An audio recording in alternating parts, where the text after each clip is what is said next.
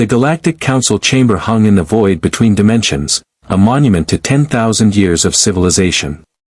Crystal spires pierced the darkness, each one representing a species that had transcended war, poverty, and chaos. But today, the most powerful beings in the galaxy were terrified.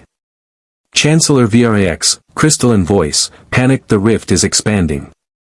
Our containment fields are failing. We have. Checks holographic display, 17 hours before it tears through this sector and consumes 43 inhabited systems. Admiral Zienthr, insectoid, clicking with frustration. We've thrown everything at it. Quantum bombs, reality anchors, temporal freezes, nothing works. It feeds on energy. Every weapon makes it stronger. Dr. Sylphine, ethereal, floating. Perhaps we should evacuate. Chancellor Vrax, evacuate 3 trillion beings in 17 hours. Impossible. Counselor Thane, reptilian, reluctant. There is one option we haven't tried. Long, uncomfortable silence. Admiral Zienthr, no. Absolutely not.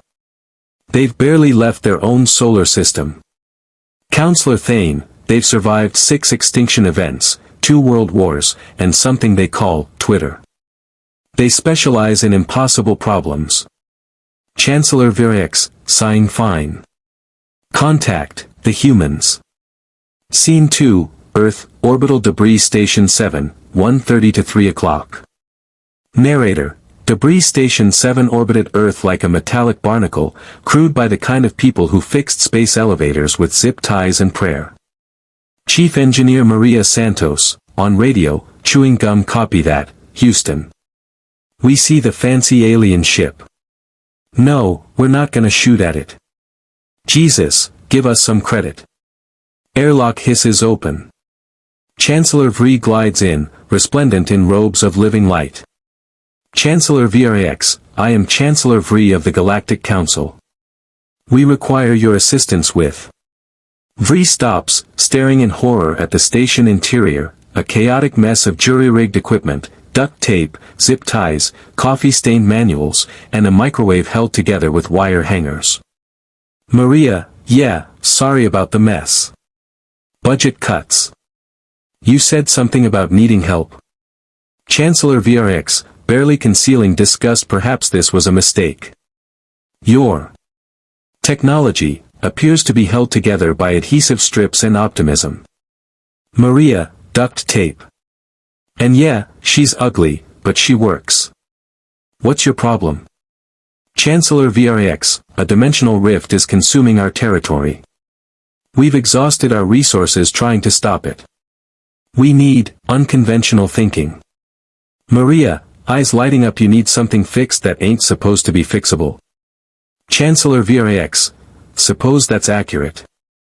Maria, grinning. Brother, you came to the right species. Scene 3, the rift site, 3 to 5 o'clock. Narrator, 6 hours later, Maria stood at the edge of reality itself. The rift writhed before her, a wound in space-time that screamed in frequencies that shouldn't exist. Dr. Sylphine, as you can see, the rift exists in 11 dimensions simultaneously. Our models suggest it's a tear in the quantum foam caused by. Maria, yeah, space is broken. Got it. Pulls out a battered tablet. What have you tried?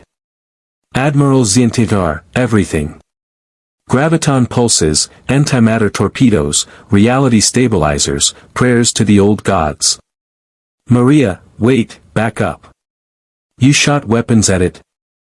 Admiral Zienthr, of course. How else would we? Maria, and let me guess, each time you shot it, it got bigger. Chancellor Vrax, well, yes. But that's merely correlation. Maria, it's eating your energy, people. Every fancy-pants weapon you throw at it is like feeding a fire with gasoline. You don't fight it. You starve it. Dr. Sylphine, impossible. We've calculated every scenario. Without active containment, it will expand exponentially. Maria, or Walking around the rift, examining it, you give it what it doesn't want. Counselor Thane, which is Maria, grinning wildly trash. Scene 4, the plan, 5 to 7 o'clock. Narrator, for the first time in 10,000 years, the Galactic Council watched in absolute confusion as humans did what humans do best. Maria, on comm, shouting, "Yeah, Rodriguez, I need everything we were gonna dump anyway. Old satellites, broken solar panels, every piece of junk in Earth orbit. No, I'm serious. Yes, the stuff that doesn't work." Chancellor Virix, explain.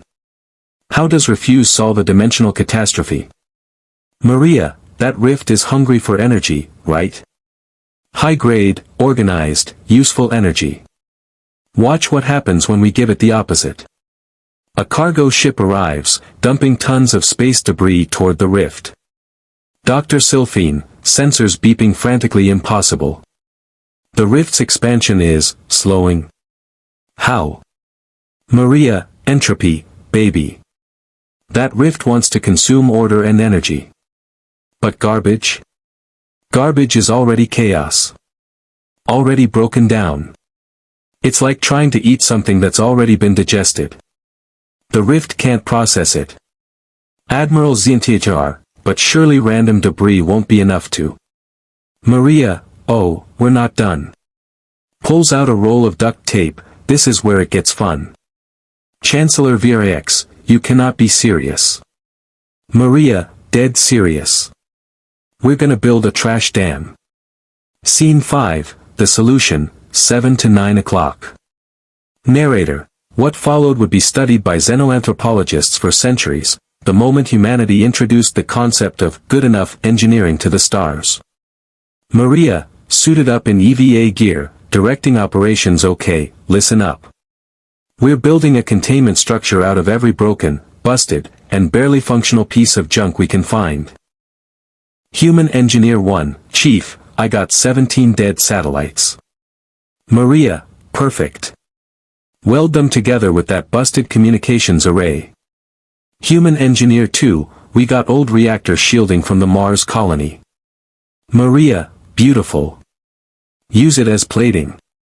And someone get me more duct tape. Chancellor Virix, horrified, this is madness. You're building a structure around a dimensional anomaly using garbage and adhesive tape. Maria, hammering a panel into place and wire hangers. Don't forget the wire hangers. Dr. Sylphine, monitoring readings. Chancellor, it's working. The rift's energy signature is destabilizing. It's trying to consume the structure, but every piece is already broken, already at maximum entropy. There's nothing to feed on.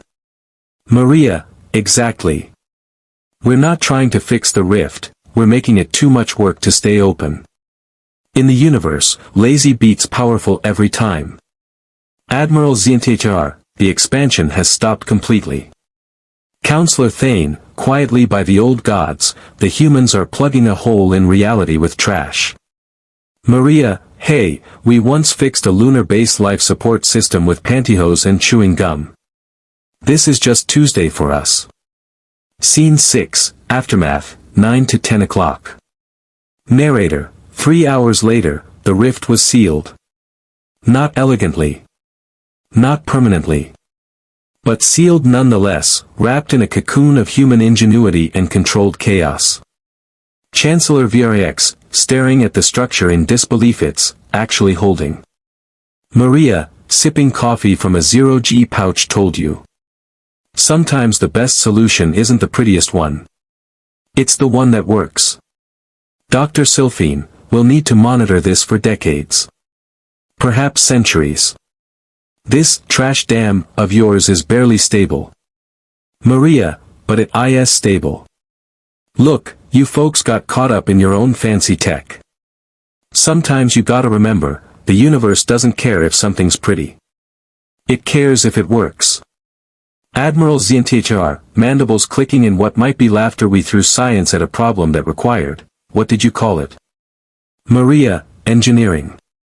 Redneck engineering, specifically. Counselor Thane, I believe we owe you a debt, humanity. Maria, nah.